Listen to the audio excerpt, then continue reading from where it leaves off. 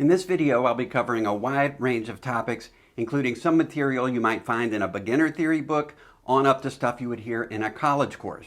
Because even for people who have been doing music for years, one little concept with a slight misunderstanding can lead to total roadblocks in your progress. So if you've ever found music theory mystifying, keep watching and we'll clarify some things together. One of my goals here is to convey that even though music theory is important, it's not a starting point for learning music. I had a great deal of theory instruction in my high school lessons, then at the University of Southern Mississippi and at the Eastman School of Music. And then I went on to study jazz with Ed Palantonio, teaching the Lenny Tristano method. It was fascinating to me how jazz helped me learn how harmony functions. When I was studying jazz, all of the complex harmonies I had been playing in Chopin, for example, started to make sense. At Eastman, I learned what notes to play, but not how and why composers wrote those notes, let alone how to create with that language for myself. Studying jazz after grad school gave me a healthy appreciation for how much conservatory doesn't teach you. And while theory is useful for communicating with other musicians, it's not a starting point. It's for after you've heard a wide range of music and developed your own performance vocabulary. Theory is for contemplating about music, but it's really not for learning to make music in the first place. It's for later. And you really want to remember that, because too much theoretical talk before you're playing what you want to play can really confuse things for you. So use what helps, but keep it in perspective. This is for late in your journey. There are great sophisticated players who don't study theory. In the area of pitches, music theory starts with naming each of these white piano keys. In America, where I am, we name those white keys with the first 7 letters of the alphabet. A, B, C, D, E, F, and G.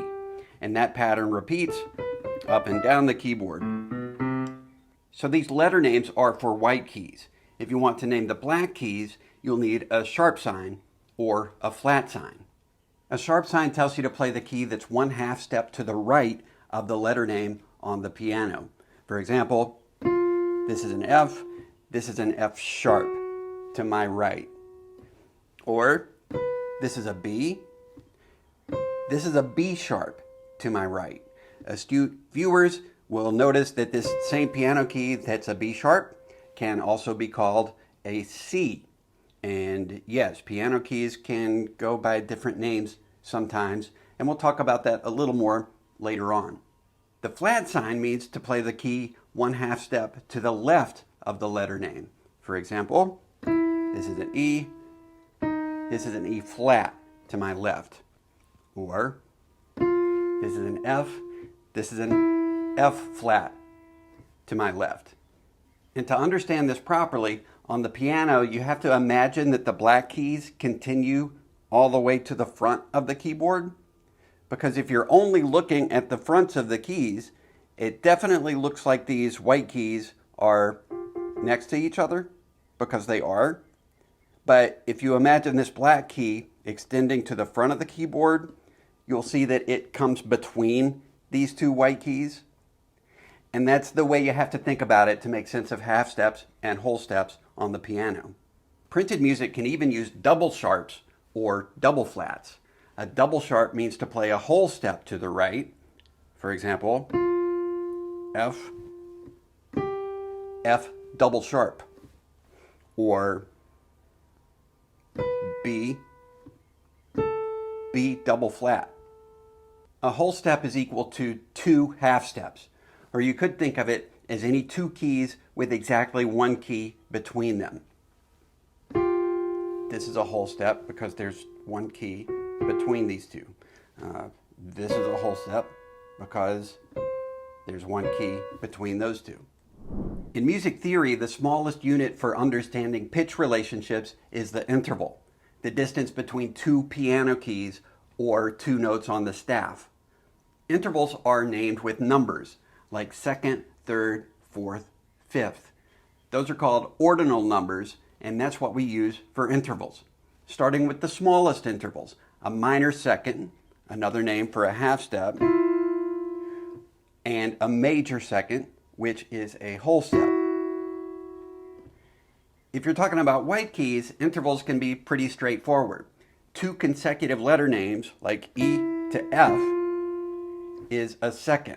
Skip over a letter, like E to G, and you've got a third. Skip over 2 letters, like E to A, and it's a fourth. And so on with fifths, sixths, sevenths, and eighths, which are usually called octaves. Then ninths and tenths, and so on.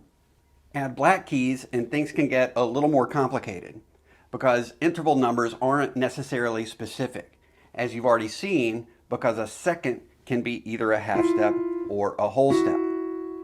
So we use qualifiers like major and minor, and also perfect, augmented, and diminished to be specific with intervals.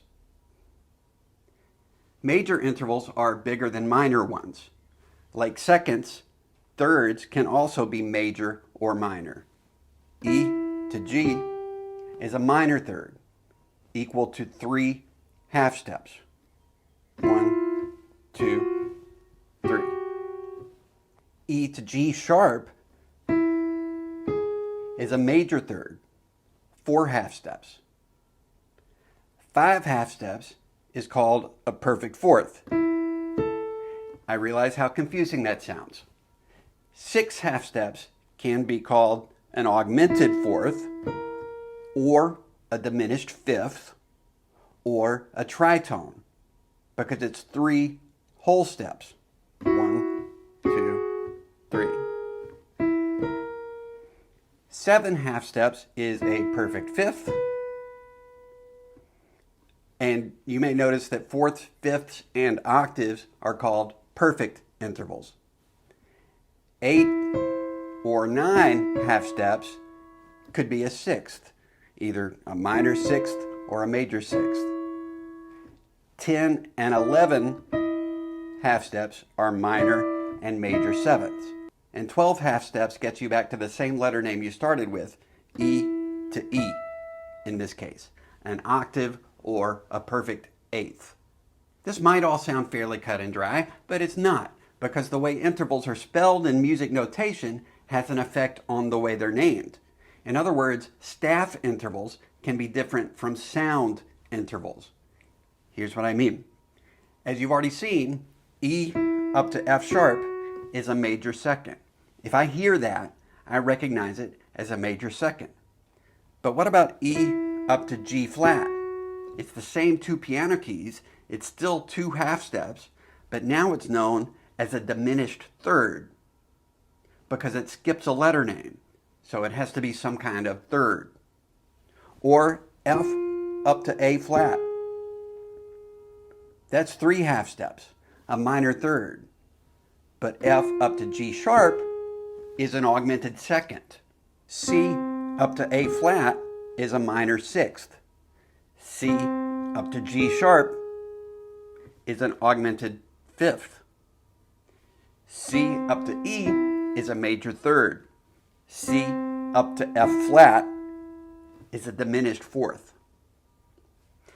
A perfect interval made wider by a half step becomes augmented.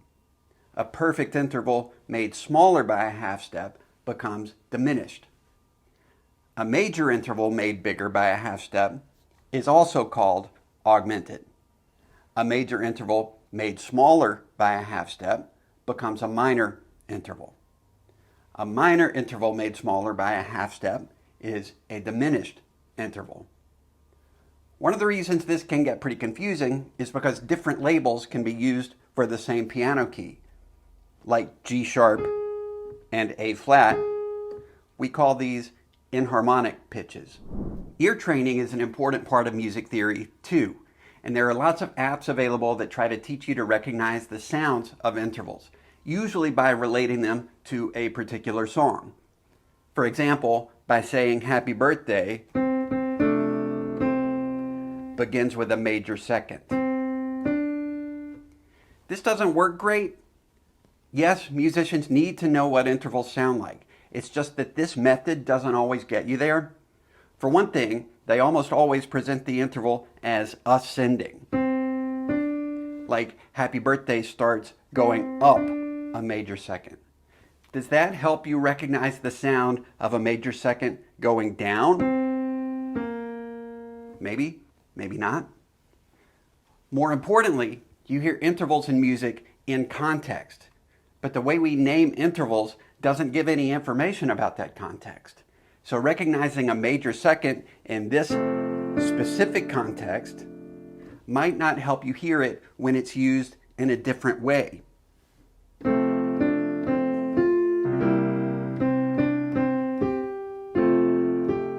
This is also a major second, but it's a different major second than this one.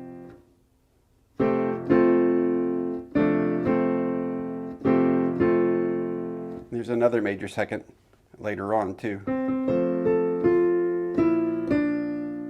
So this is also a major second. So just learning to recognize this one might not help you recognize the other ones when they're used in a different context.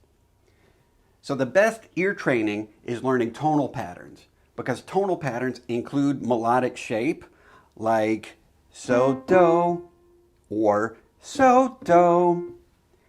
And tonal patterns always include context. You can learn more about the importance of context in the video on audiation. When you know context, you're not singing a disembodied interval. You actually learn how it's used in music, and you've made it your own by creating it with your own voice. So that's why I teach tonal patterns in my course. The funniest thing I think about ear training is, what about learning music shouldn't be ear training? This is an oral art, after all. If ear training is being separated out as a different activity, what else are you doing? Ear training isn't a side quest. Ear training is the main quest.